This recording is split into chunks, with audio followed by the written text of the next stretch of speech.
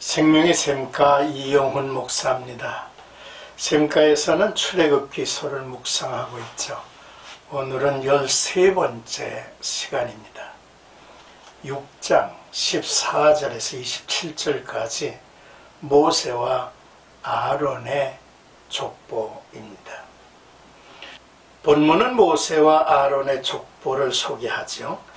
출애굽과 광야 시대의 중심 인물로 활약할 모세와 아론 가문의 조상들을 기록하고 있는 것은 앞으로 출애굽 역사가 그들을 중심으로 전개될 것임을 알리기 위함입니다. 먼저 14절에서 15절까지는 그들의 조상을 따라 라는 내용입니다. 본 족보는 이스라엘 12지파의 족보가 아니라 르우벤, 시므온, 레위 지파만 기록하고 있습니다. 그 중에서도 레위 지파의 아론을 중심으로 한 제사장들의 족보가 그 중심을 이루고 있죠.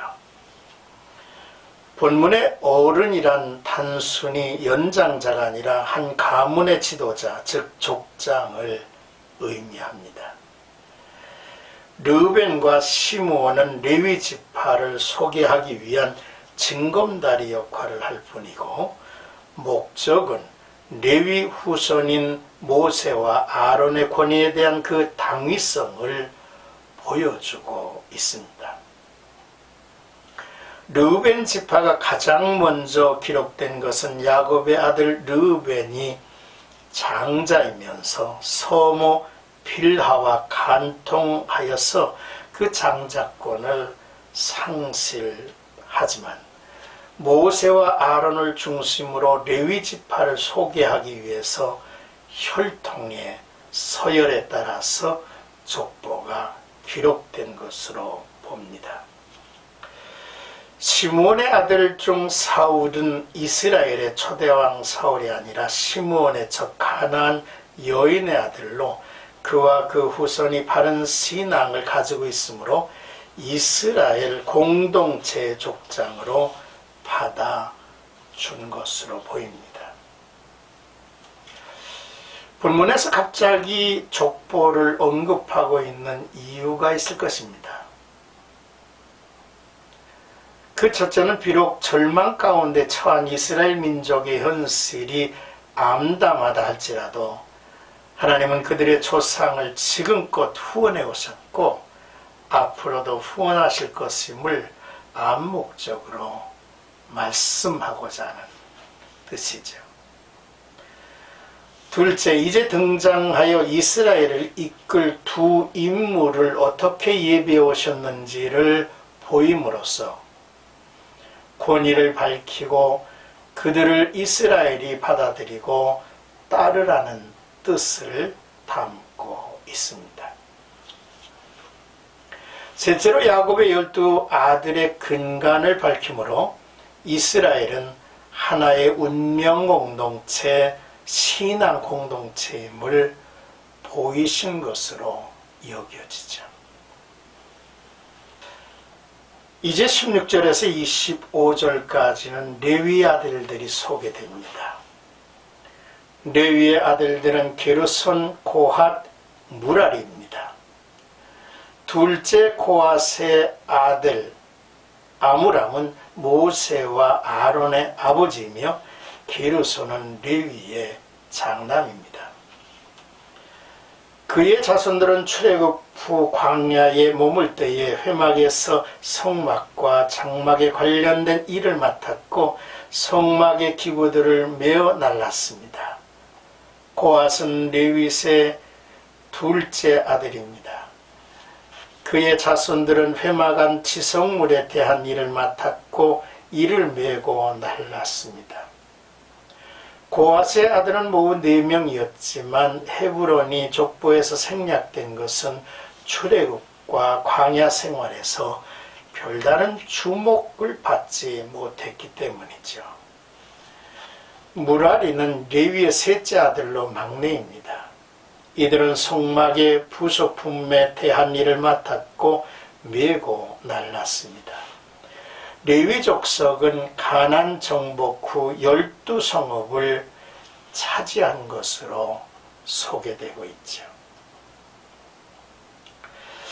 20절부터는 제사장직을 맡게 된 아론을 중심으로 족보를 펼쳐갑니다. 이스라엘과 우시엘 가문이 간략하게 기록된 것은 그들의 업적 중 기억될 만한 것이 없기 때문이었을 것이고, 또한 고핫의 셋째 아들 헤브론이 생략된 것도 그가 크게 중요한 인물이 아니었기 때문입니다.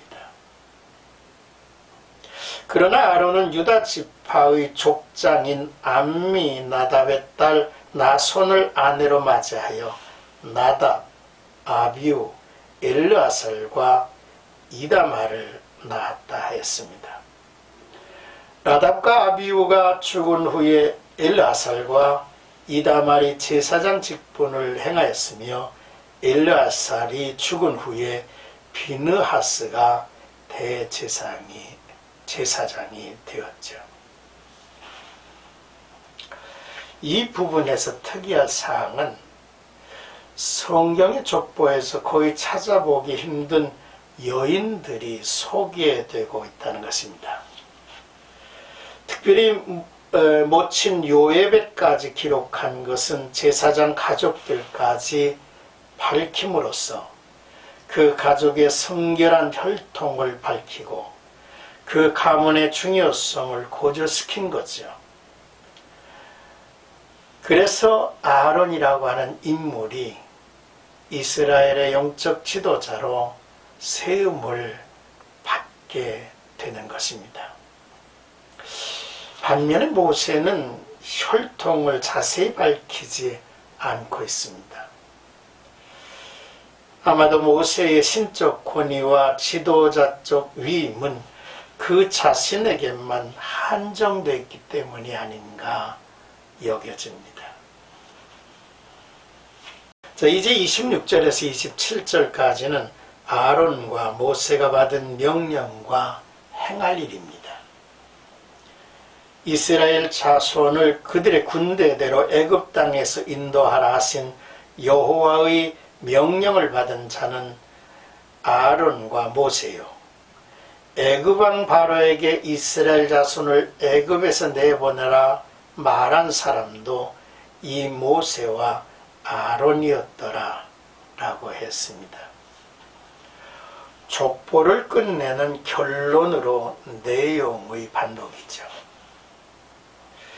군대대로 인도하라 하심은 이스라엘이 더는 노예나 떠돌이 유랑 민족이 아니라 언약에 따라서 가나안을 정복할 큰 전쟁을 수행해 나가야 할 힘 있는 민족이 되었음을 강조하는 말입니다. 26절에 아론과 모세로 기록이 되고요. 27절에는 모세와 아론으로 이렇게 기록된 것을 보는데, 26절은 족보상 아론이 형이기 까닭에 그렇게 표현된 것 같고, 27절은 모세와 아론으로 기록한 것을 보는데, 이는 직임상 모세가 아론보다도 중요한 위치에 있었기 때문이 아닌가 그렇게 여겨지죠. 오늘의 본문의 말씀을 이렇게 묵상하면서 우리는 귀한 교훈을 받습니다. 그 첫째는 조상을 따라 집의 어른을 소개한다는 것으로 시작하고 있다는 것입니다. 모든 기원은 작고 보잘것없이 보일 수 있습니다. 그러나 하나님은 그 작은 씨앗을 소중히 여기시고 또 근본이 거기에 있음을 우리에게 보여주고 계시다는 것입니다. 그러므로 조상이나 집의 어른을 귀하게 여기는 것은 그 뿌리를 소중히 여기는 지혜로운 행위인 것입니다. 둘째로 육체의 혈통이나 언약의 혈통을 보존하고 발전시켜 나가며 교체가 되는 세대를 통해서 하나님께서 하신 언약은 위대한 역사로 기록되어 간다는 사실입니다. 셋째로, 지금도 하나님은 예수 그리스도의 몸된 교회에 모세와 같은 이, 아론과 같은 이를 세워가시고 세상에서 이스라엘의 하나님이 여호와이심을 알게 하고 계시다는 사실입니다. 이후에 펼쳐질 모세와 아론이 이끄는 이스라엘의 역사를 주목하면서 우리는 여호와 하나님을 새롭게 바라보게 될 것입니다. 이러한 축복이 나와 여러분들에게 이어지기를 주님의 이름으로 축복합니다.